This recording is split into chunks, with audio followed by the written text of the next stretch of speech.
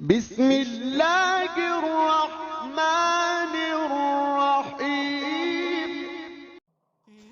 حضرت ابو ہریرہ رضی اللہ عنہ سے روایت ہے کہ ہم نبی اکرم صلی اللہ علیہ وسلم کے پاس بیٹھے تھے کہ ایک صحابی آئے اور کہنے لگے، یا رسول اللہ صلی اللہ علیہ وسلم، میں ہلاک ہو گیا۔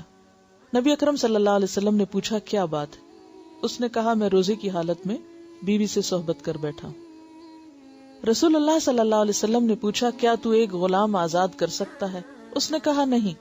نبی اکرم صلی اللہ علیہ وسلم نے پھر دریافت کیا، کیا 2 ماہ کے مسلسل روزے رکھ سکتے ہو؟ اس نے کہا، نہیں۔ نبی اکرم صلی اللہ علیہ وسلم نے پھر پوچھا، کیا 60 مسکینوں کو کھانا کھلا سکتے ہو؟ اس نے عرض کیا، نہیں۔ نبی اکرم صلی اللہ علیہ وسلم نے فرمایا، اچھا بیٹھ جاؤ۔ نبی اکرم صلی اللہ علیہ وسلم تھوڑی دیر رکے۔ ہم بھی اسی حالت میں بیٹھے تھے کہ نبی اکرم صلی اللہ علیہ وسلم کی خدمت میں کھجور کا ایک عرق لایا گیا۔ عرق بڑے ٹوکرے کو کہا جاتا ہے۔ نبی صلی اللہ علیہ وسلم نے فرمایا، مسئلہ پوچھنے والا کہاں ہے؟ اس نے عرض کیا، میں حاضر ہوں۔ نبی اکرم صلی اللہ علیہ وسلم نے فرمایا، یہ کھجوریں لے جاؤ اور صدقہ کر دو۔ اس نے عرض کیا، یا رسول اللہ صلی اللہ علیہ وسلم، کیا صدقہ اپنے سے زیادہ محتاج لوگوں کو دوں؟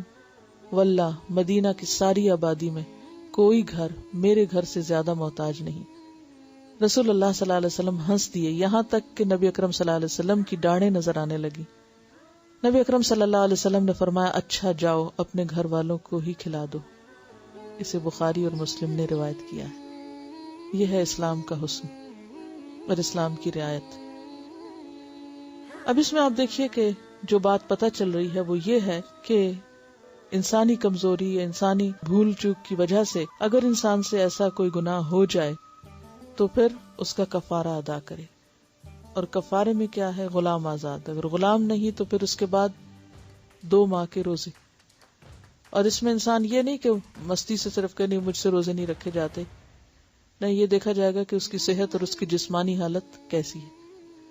اگر کوئی 1 مہینہ رمضان کے روزے رکھ سکتا ہے تو وہ 2 بھی رکھ سکتا ہے۔ تو یعنی جو شخص رمضان کے روزے رکھ لے تو پھر اس کا مطلب یہ ہے کہ وہ اس قابل ہے۔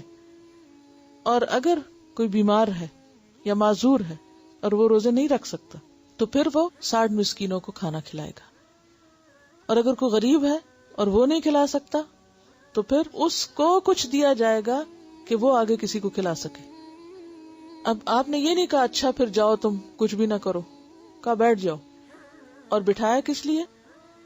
کہ کوئی اس کی مدد کی جائے تاکہ وہ اپنا کفارہ ادا کر سکے، کیونکہ روزے کی عبادت اتنی اہم عبادت ہے کہ یہ نہیں کہ ایسے ہی انسان جان بوجھ کے توڑ دے، اس کو مذاق میں توڑ دے یا کسی وجہ سے یا مستی میں، اور پھر اس کے بعد کہ نہیں وہ تو فلاں صحابی نے ایسا کیا تھا، انہوں نے کچھ بھی نہیں کیا تھا تو میں بھی کچھ نہیں کر۔ نہیں، اس سب کے پیچھے وجہ ہے، کیونکہ انتہائی فقیر شخص تھا، لہٰذا غلام کہاں سے آزاد کرتا؟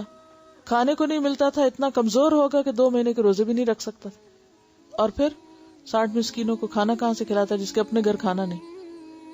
لیکن پھر ایسے شخص کے لیے کیا کیا جائے کہ دوسرے اس کی مدد کریں تاکہ وہ اپنا کفارہ ادا کرے۔